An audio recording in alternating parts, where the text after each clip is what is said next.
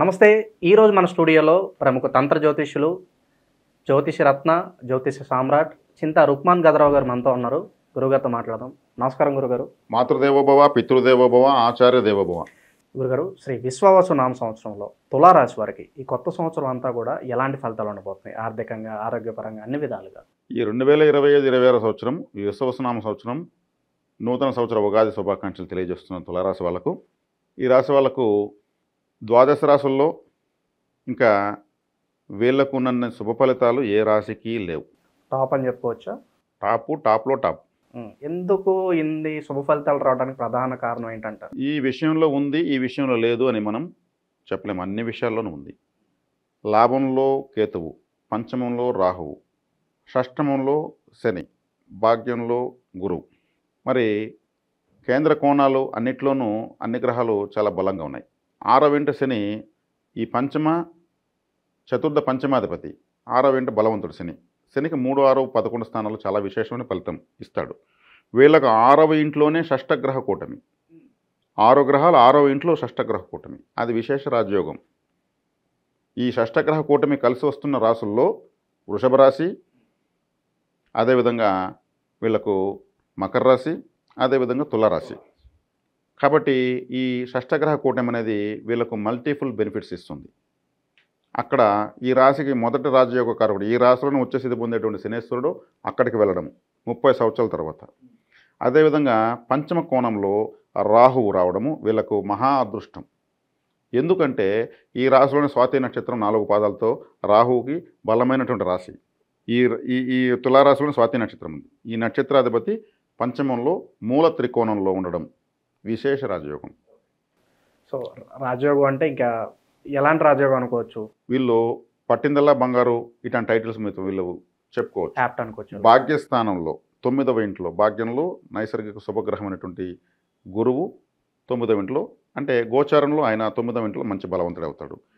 ఇంకా ఆటంకాలు, తడబాట్లు ఇచ్చేటువంటి కేతువు కూడా లాభంలో ఉండడం, ఇవన్నీ కలిసి ఇంకా వీళ్లకు తిరుగులేనటువంటి రిజల్ట్స్, అదేవిధంగా జీవిత పర్యంతము మిగిలిపోయేటువంటి కీర్తి ప్రతిష్టలు, అదేవిధంగా వీళ్ళకు ఆస్తులు, శుభకార్యాలు అన్నీ కూడా జరుగుతాయి. ఆశలు వదిలేసుకున్న వ్యవహారాలు, ఇక రావు అనుకున్న డబ్బు కావచ్చు, ఇంక ఈ పని జరగదు అనుకున్న ఏదన్నా కార్యం కావచ్చు, అన్నీ కూడా రీస్టార్ట్ అవుతాయి అంటారా? ఖచ్చితంగా అవుతాయి. ఏదో అంటారు బాస్ ఈజ్ బ్యాక్ అని. అట్లా అందరూ బాసులు, ఒక బాసు కాదు, 4 బాసులు బ్యాక్ వచ్చారు. రాహువు బలవంతుడే, కేతువు బలవంతుడే, గురువు బలవంతుడే, శని బలవంతుడే. గ్రహస్థితి బాగుంది, బాగానే ఉంది. మేము వ్యాపారాలు చేయాలనుకుంటున్నాం కాబట్టి ఇలాంటి గ్రహస్థితి ఉన్నప్పుడు నెంబర్ 1గా ఉండాలంటే ఎలాంటి బిజినెస్లు బాగుంటుంది అంటారు వీళ్ళకి? ఇక్కడ వచ్చేకాడికి తులారాశి అంటేనే వ్యాపార రాశి, దాని యొక్క చిహ్నమే త్రాసు. కాబట్టి ఈ రాశికి అనుకూలించే గ్రహాలు శని రాహువులు. శని రాహువులు విశేషంగా యోగంలో ఉన్నారు. శని అంటేనే ఇనుము సంబంధ వ్యాపారాలు, చెప్పుల వ్యాపారము. కాబట్టి వీళ్లకు శని సంబంధమైన వ్యాపారాలు అంటే నల్లని ధాన్యాలు, అదేవిధంగా వ్యవసాయము, శని వ్యవసాయకారకుడే. అదేవిధంగా న్యాయవాద వృత్తిలో ఉన్న వాళ్ళంతా కూడా శని సంబంధమైనటువంటి వాళ్ళే. వాళ్ళు నల్లని కోటే వేసుకుంటారు, చట్టము. కాబట్టి ఇటువంటి విషయాల్లో విశేషంగా యోగిస్తుంది. ఇక రాహు అంటే ఆయన మల్టిపుల్ ప్లానెట్. ఆయన కారకత్వాలు చాలా ఎక్కువ. ఆయనకున్న కారకత్వాలు ఒక విధంగా ఎవరికి లేవని చెప్పొచ్చు. కలియుగానికి అధిపతి రాహువే అని చెప్పొచ్చు. ఈవెన్ శాటిలైట్స్ కూడా వెళ్తుంటే ఒక పాములాగా ఇలా వెళ్తాయి. రాహు సర్పగ్రహమే. ఇన్వెస్టిగేషన్, ఖగోళ శాస్త్రం అంతా రాహువే. ఫుడ్ రిలేటెడ్ హోటల్ అంతా కూడా రాహువే. కాబట్టి ఇటువంటి వ్యాపారాలు, రాహుకారకత్వ వ్యాపారాలు నేను ఏదైతే చెప్తున్నా అవన్నీ కూడా చేసుకోవచ్చు. ఇక శుభకార్యాల్లో పాల్గొనటము, దగ్గరుండి శుభకార్యాలు చేయడము, అలాగే వీళ్ళకి పెళ్ళిళ్ళు, గృహప్రవేశాలు అన్నిటికి కూడా ఆస్కారం కనిపిస్తుంది. వీళ్ళు 10 మందికి తలలో నాలుకలాగా వీళ్ళు తయారవుతాడనలో ఎటువంటి సందేహం లేదండి. తలలో నాలుక అంటే మనం ఏం మాట్లాడాలన్నా నాలుగు లేకపోతే ఏం చేయలేం. రుచి చూడాలన్న కూరలో ఉప్పు చెప్పాలన్నా నాలుగు ఉండాలి. అంటే 10 మందిలో అందరికీ అనుకూలంగా వీళ్ళు 10 మందిలో ఒకరు కాకుండా 10 మందికి ఒకరు అనే విధంగా వీళ్ళు చలామణి అవుతారు. ఎటువంటి సందేహం లేదు. ఇది కూడా జీవిత పర్యంతం నిలబెట్టుకోగలిగినటువంటి పరిస్థితులు వీళ్ళు సాధించుకుంటారు. ఓకే. ఆకస్మిక ధనలాభం కావచ్చు, అనుకోని ప్రయాణాలు కావచ్చు, లాభదాయకం అంటారు వాళ్ళకి. ఆకస్మిక ధనలాభాలు ఉన్నాయి. విశేషించి వీళ్ళ యొక్క కృషికి తగిన సన్మాన సత్కారాలు ఉంటాయి, గుర్తింపు ఉంటుంది, నేము, ఫేము, క్యాషు వాహన సౌఖ్యము, భూ సౌఖ్యము, గృహ సౌఖ్యము, bed comforts A to Z ఉంటాయి వీళ్ళకు. కాబట్టి సంపూర్ణ శుభఫలితాలు అమృత కలశం లాంటి ఒక రాశి ఈ సంవత్సరం ఏదైనా ఉందంటే ఒక తులారాశి అని చెప్పొచ్చు. అన్నీ బాగున్నప్పటికీ పలానా విషయాల్లో బాగా జాగ్రత్త వహించాలంటే ఏ విషయాలని చెప్తారు వీళ్ళకి? ఫలానా విషయాలు జాగ్రత్త వహించాలి అని అంటే వీళ్ళకు పంచమంలో రాహు ఉన్నాడు కాబట్టి ఎక్కువగా ఆ రాహువు అదృష్టాన్ని ఎక్కువ ఇస్తున్నాడు కదని వీళ్ళు దుర్వినియోగం చేస్తారంటే మాత్రము అంటే స్పెక్యులేషన్, బెట్టింగ్లు ఇటువంటి వాళ్ళకి పోకుండా ఉండడం మంచిది. ఎందుకంటే రాహు అంటేనే అటువంటి చెడుదోవలకు దారితీసేటువంటి ఆశ పుట్టించేటువంటి గ్రహం రాహువే. వాటికి వెళ్ళడం వల్ల బాగా కలిసి వస్తుంది అన్నారు చాలా మంది. నాకంతా బాగా కలిసి వస్తుందని చెప్పి బెట్టింగ్ లో పెట్టేస్తారు వెళ్ళి. అవును, వచ్చేస్తుంది. అటువంటి వాటిలో పెట్టకూడదు. అటువంటి వాటిలో పెడితే సముద్రంలో తేనె పోసినట్టే. రాహు అటువంటి వాటికి ప్రేరేపిస్తాడు.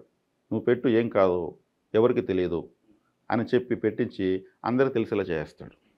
ఇక ఆరోగ్య సమస్యలు అలాగే దీర్ఘకాలిక వ్యాధులు అన్నీ కూడా మటుమాయం అయిపోయి ఆరోగ్యంగా ఉంటారంటారు ఈ సంవత్సరం అంతా కూడా? ఖచ్చితంగా వీళ్ళకైతే ఆరోగ్య సమస్యలు ఉన్నా కానీ అధిగమిస్తారు. దీర్ఘకాలికంగా బాధిస్తున్న వాటికి కూడా సులభంగా ఆరోగ్య వైద్య సదుపాయాలు కుదురుతాయి. ఓకే, చాలా కాలం తర్వాత వీళ్ళకు సంపూర్ణ అదృష్టం పట్టిందనడంలో మాత్రం ఎటువంటి సందేహం లేదు. సో మొత్తానికి అన్ని పరిస్థితులు బాగానే ఉన్నాయి. ఇంకా మెరుగైన ఫలితాలు పొందడానికి దైవారాధన విషయంలో సంవత్సరం అంతా కూడా ఎవరికి పూజించి ఎలాంటి కార్యక్రమాలు చేసుకుంటే బాగుంటుంది అంటారు వీళ్ళు విశేషంగా చెప్పాలంటే తులారాశి వాళ్ళ రాశ్యాధిపతి శుక్రుడు, ఈ రాశికి రాజ్యోకారకులు శని, ఆ రాహువులను బలపరచుకోవడము చాలా ముఖ్యం వీళ్ళకు. కాబట్టి శుక్ర పరిష్కారం చేసుకోవాలనుకుంటే వీళ్ళు చక్కగా లలితాదేవి ఆరాధన చేసుకోవచ్చు. ఆ రాహు పరిహారం చేసుకుంటే రాహువును మరీ బలపరచుకోవాలంటే దుర్గారాధన చేసుకోవచ్చు. శనిగ్రహం యొక్క అనుగ్రహం విశేషంగా పెరగాలంటే కాలభైరవ ఆరాధన విశేషంగా చేసుకోవచ్చు. వీళ్ళకు తోచిన అంటే ఎవరికి తోచిన విధంగా వాళ్ళు శనిగ్రహాన్ని అనుగ్రహం పొందాలంటే వీధి కుక్కలకు ఫుడ్ ఇవ్వచ్చు, కాలభైరవ అష్టకం ప్రతిరోజు వినొచ్చు, కాలభైరుడి ఫోటో వాల్పేపర్ పెట్టుకోవచ్చు.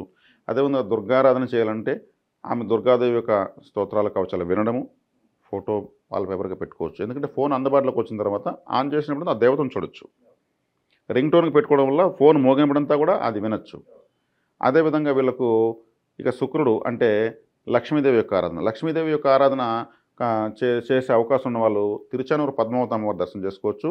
లేదంటే లిక్విడ్ స్వీట్స్ ఎక్కువగా వీళ్ళు స్వీకరించవచ్చు. లిక్విడ్ స్వీట్స్ అంటే పాల్కోవా, గులాబ్ జామ్, రసగుల్లా, బూందీ, తర్వాత పాయసము, ఇక ఇవన్నీ కూడా లిక్విడ్ స్వీట్స్, ద్రవ రూపంలో ఉండే తీయటి పదార్థాలు ఎక్కువగా స్వీకరించడం వల్ల లక్ష్మీ కటాక్షం పెరుగుతుంది.